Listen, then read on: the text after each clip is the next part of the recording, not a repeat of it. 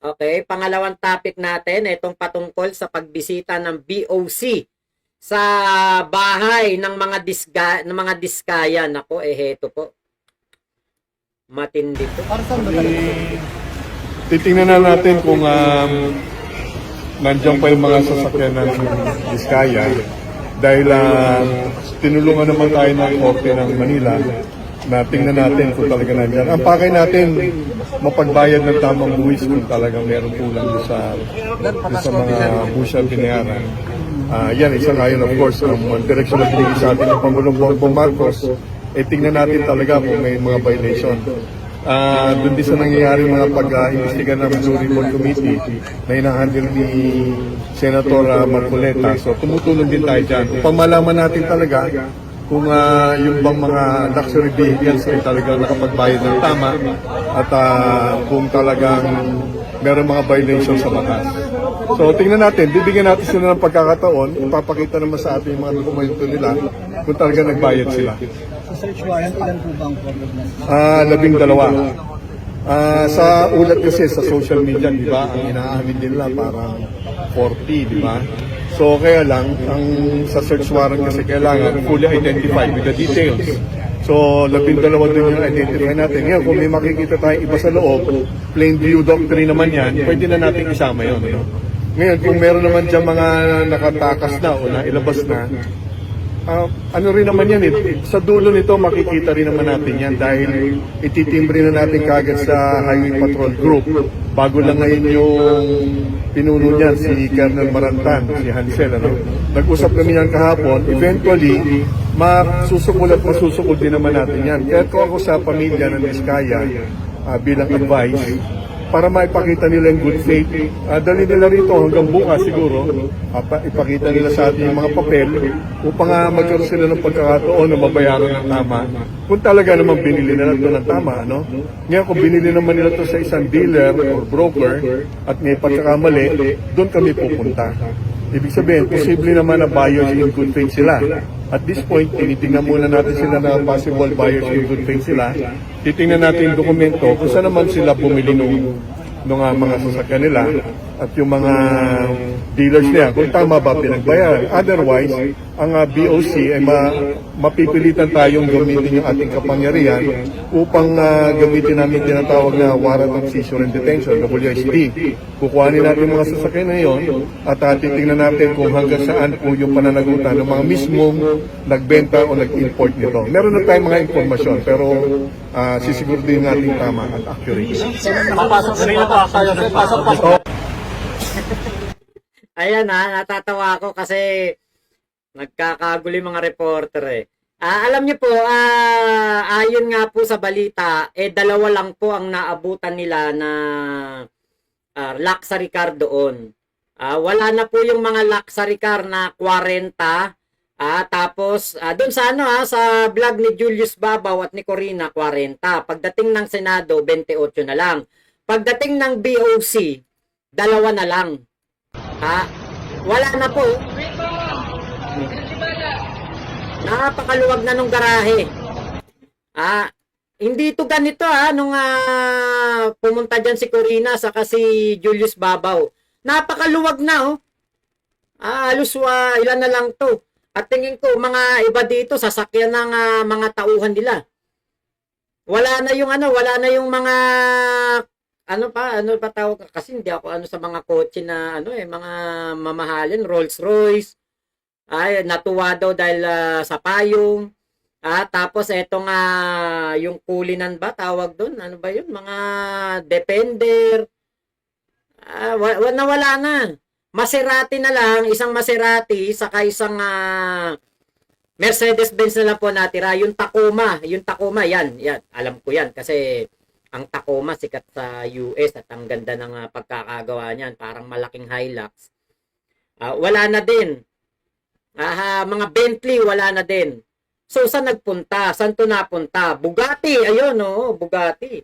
Ngayon katulad nito, baka habang nasa Senate hearing si Sara Diskaya kahapon, baka binibiyahin na yung mga kotse. Baka may mga driver na nag-aalis ng kotse.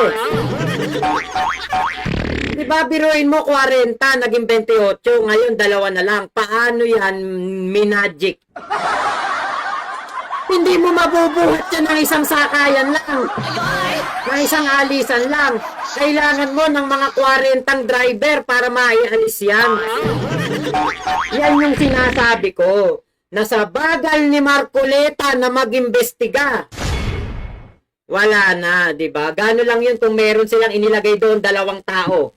Isang tao sa umaga, isang tao sa gabi. Tig 12 oras, magpapalitan, magre-relievo. Babantayan lang nila ang compound ni Sara Diskaya. Titignan lang doon kung kailan na iaalis yung mga sasakyan. Kapag inaalis na yung mga sasakyan, itimbre na sa LTO, HPG, sa Senado, sa Kongreso.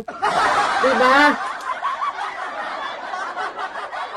Katulad nito, nawala na po yung mga sasakyan, wala na tayong hahanapin na sasakyan.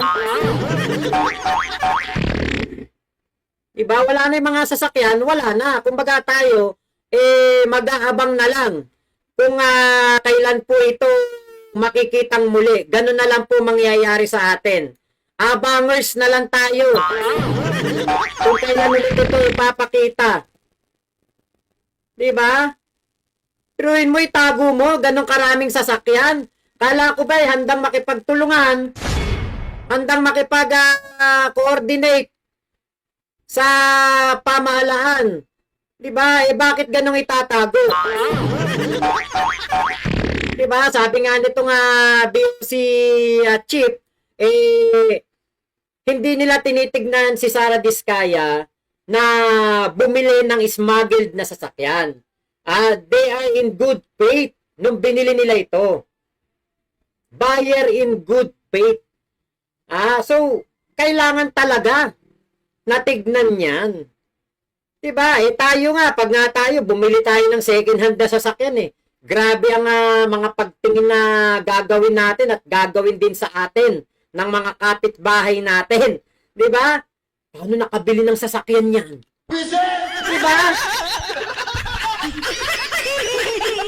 Ano ba negosyo niyan? Ano ba trabaho niyan? Paano nakabili ng ng Wigo? Paano nakabili ng Mirage? Diba? Tapos, yung mga ganitong merong mga SUV na pagkamahal-mahal, mga Bentley, Rolls-Royce, mga Range Rover. Aba, sus Mario Joseph, ayaw maimbestigahan. O baka naman Ate Ay Morena inalis dun sa garahe, no? Baka inalis sa garahe para maiwasang malubog sa baha. Baka daw magalit yung bahay. Yung flood control project, baka magalit sa kanila, pumunta yung baha doon sa bahay nila. Baka mabiganti yung baha. Anak ng teteng. Baka kasi kunin mo yung isa makmak. Ay nako. Nako siguro na. Alam nyo yung isang nabanggit doon, yung Range Rover. Yung boss ko sa Malaysia, merong Range Rover. Ngayon, inutusan ako noon, kunin yung kanyang vape doon sa sasakyan. Syempre, nung sinabi niya, Mark, this is my key, get my vape in the car, in the front, just in the front, in the dash cam. Ayan. Syempre, ako naman, okay sir, I will get your vape. Punta ako sa sasakyan niya. Pinindot ko yung ganyan, pinindot ko. Tutut, ganyan. Nabuksan ko yung pinto. Ganyan. Tapos, kinuha ko yung vape. Pero syempre, parang na-stack up ako ng konti. Kasi syempre, gusto kong magkasasakyan. Pangarap kong magkakotse. Pangarap ko na makabili ng sariling sasakyan. Nakita ko yung loob ng Range Rover niya. Ganda, grabe, ganda talaga. Yung dashboard, yung yung may, parang entertainment system. Merong talaga, TV, parang TV na malaki. Tapos yung cambio, parang hindi na cambio, parang na lang Parang diikot na lang. Putyang, ganda ka ako ng sasakyan ni boss. Nignan ko doon sa likod. Uy, ang ganda. Grabe, kaganda talaga. Talagang maamoy mo pa lang. Yung simoy pa lang ng amoy nung nung sasakyan sa loob, ang bango. Ganda talaga, sabi ko. Kailan kaya ako magkakaroon ng ganito? Hindi ngayon sinara ko. Pag sara kong ganon, nilak ko, tututut, ganon. Ngayon, syempre, tayo mga Pilipino, di ba, pag tayo nagbukas ng sasakyan at nag-lock, tinitignan pa natin yan minsan kung nag-lock ba talaga eh. Pag ganun ko, putya, nabuksan. Nabuksan. O di, sabi ko, ay malak. O di, pinara ko ulit, pinindot ko, tututut, ganon. O di, ginanong ko ulit, binuksan ko ulit. Hala, nabuksan na naman. Hala, sabi ko, ba't ganun, ayaw mag-lock, may nagawa yata akong mali. Di punta na ako doon sa boss ko. Sabi ko, boss, your car didn't lock. Pinipindot ko na ilang beses, ayaw mag-lock. Oh, I forgot to tell you, you must walk away. So the car will automatic lock. Sabing ganun. Oh. Hindi mo na kailangan pindutin. Basta ikay lumayo, parang may radius, mag-automatic lock na yung sasakyan. Sabi ko, oh, hindi mo naman kasi sinabi sa akin eh. Leather? Opo, leather, Ate Bergie. Leather yung loob ng ng sasakyan. Ang bango. Ang bango talaga kasi Muslim yung boss namin na yon, si Tungku. Pangalan namin sa kanya Tungku. Yung loob ng sasakyan niya, nakita ko may mga pa ng parang Quran. Tapos ang bango talaga. Alam niyo naman yung mga kababayan natin na mga Muslim, yung mga pabango niyan, 'di ba? Yung mabango, yung mga pabango ng Muslim. Hindi ko alam kung ano mga tatak nun eh, pero alam ko ang mga Muslim mababango ang kanilang pabango. Ayan, oh. Kaya alam ko yung sasakyan ng Range Rover nung nabanggit kahapon yan doon sa hearing ni nandun si Sara Diskaya. Aba, sabi ko, anak ng teteng, ang yaman talaga nito kasi yung boss namin, si Tungku, meron yung parang ABS-CBN, parang ganon sa Malaysia. Director, tapos meron siyang parang multimedia station. Ganong kayaman yung boss namin, naka-Range Rover. So, ibig sabihin, na-afford ni Sara Diskaya yung ganong sasakyan, ibig sabihin, napakayaman din ni Sara Diskaya. Hindi lang yun ang sasakyan ng boss namin. May Porsche, may Ferrari, may Bugatti. Ang motor nun, yung Yamaha na, nakalimutan ko eh, basta may Suzuki yun na Ninja, may Aprilia, may Harley Davidson. Ang daming sasakyan nun. Ang bahay nun, mansion. Yung gate, simula doon sa gate hanggang doon sa bahay, kailangan mong mag-golf cart papunta doon sa bahay. Ganun kalayo yung bahay niya sa gate. Napakayaman ng boss namin. Ibig sabihin, ganun din kayaman si Sara Diskaya. 'Di ba, Ate SG? Okay, Dettol po ang pabango, super bango. Dettol?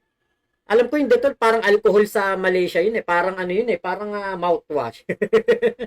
Roslyn Ramos, hello po. Anay Florita Roy, kawawa ang ating mahal na Pangulong PBBM, daming iniwan na problema si Digong sa ating bansa. Yun nga po. Kuya Ben Villanueva, hello po. Salamat sa magtatamsak. Thank you. Ayan, sabi ni Kuya Batalya kanina, yun daw pong hindi magtatamsak, hindi magla-like ng ating video ay pipigsain. Magtutubuan ng pigsa sa noo. Kaya mag-like na po kayo. Ang RMM Gaming, hingin ko na lang sana yung payong. Baka yung payong nun kalahating milyon ang halaga. Hindi mo mahihingi yun. Alam nyo po, eto nakikita natin yung nangyayari sa Indonesia na pinapasok ang mga bahay ng mga parliament members. Sinusunog yung mga building ng gobyerno. Sana wag naman tayong umabot sa ganon. At alam ko naman na hindi tayo aabot sa ganon. Dahil sa Malaysia, sa Indonesia, ang naging problema, mga taong gobyerno ang naging problema doon. 'Di ba? Sobrang lavish ng kanilang lifestyle, ng kanilang pamumuhay. Pero dito kasi sa atin sa Pilipinas, ang mga namumuno ngayon sa gobyerno, hindi po ganon ka lavish. Yung mga contractor ang lavish ang lifestyle. 'Di ba? Kaya malabo tayong matulad sa Indonesia. At isa pa, ang mga Pilipino po ay natutuwa sa ginagawa ng ating Pangulong Bongbong Marcos. Hindi katulad doon sa Indonesia, hindi na masaya ang mga Indonesian sa mga namumuno sa kanila. Ayun. Kaya yan po ang naging dahilan ng kaguluhan doon po sa Indonesia. Ayan. Ayun, tinignan ko agad kung naka-likes na ako. Sabi ni Ate Lilia Singson. Ang masama sa puwet, sa puwet ka tubuan ng pigsa. Pag sa noo, okay lang, hindi masakit. Huwag ka lang dadapa pag matulog. Pero pag kasi sa puwet, di ba, masakit yun? Kaya like na po kayo. Ayan, saka ito po, katulad niya, nakita natin, wala na yung mga sasakyan dito sa garahe ni Sara Diskaya. Tapos absent pa siya doon sa Congress hearing. Ano ba ang dahilan? Ano ba ang nangyari? Pati yung wawaw, wala din. Sana, di ba, para sa transparency at accountability talaga, kung talagang walang tinatago si Miss Sara Diskaya, hindi niya itatago ko yung kanyang mga sasakyan. Hindi naman pwedeng sabihin na ginamit ng kanilang pamilya. 4 lang ang kanyang anak, saka 2 lang sila mag-asawa, 6 lang sila. 40 yung unang sabing sasakyan. Nawala lahat yung 38, 2 na lang yung natira. Diba? Sana umattend din siya sa Congress hearing. Yan ang dapat na ginawa ni Sara Diskaya. Hindi siya nagtago sa hearing ng Kongreso. Hindi niya inisnab. 'Di ba? Yun sana ang gagawin ng ating sinusundan na istorya nito kay Sara Diskaya. Kuya Christopher, tama ang hindi magtamsak. Sana, pigsas, tubuan ng pigsa. Asagwa naman, parang ang sakit nun, Yung maipit nga lang sa zipper, masakit na eh. Roslyn Ramos, ayaw kong magkapigsa, dan like na po, ayan. Ate Flor Benavides, nag-like naman kanina pa. Salamat po, ligtas kayong mga nag-like na magkapigsa sa noo. A few moments later. Pagkatapos po umalis ng mga taga Bureau of Customs, ayun na nga, bumalik na yung mga sasakyan. Natatawa naman ako kasi yung iba daw pinagawa, yung iba nasa kasa o merong kinumpun eh. Diba? Saktong-sakto naman, nataon naman, lahat yun sira, lahat yun may problema, dinala sa pagawaan. Ay, nako talaga, diba? Kung wala na mga itinatago, bakit itatago? Yun lang ang tanong natin. So, bye-bye! Salamat po!